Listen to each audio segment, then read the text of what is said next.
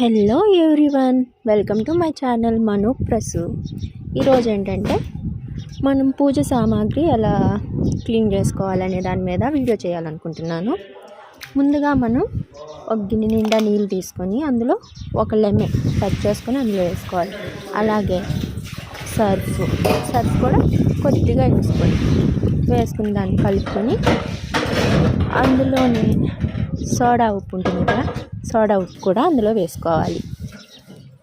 1 spoon వేసుకోవచ్చు, లేదా ఇంకొంచెం వేసుకుంటే బాగా క్లీన్ అయిపోతాయి అన్నమాట.